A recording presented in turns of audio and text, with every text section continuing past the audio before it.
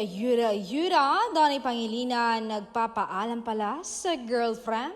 Bongga, loyal na loyal, kitang-kita na mahal niya si Belle. Bumawi lang kagabi, nag-dinner date, sinundo, hinatid, nagpaalam tapos bumiyahe na naman.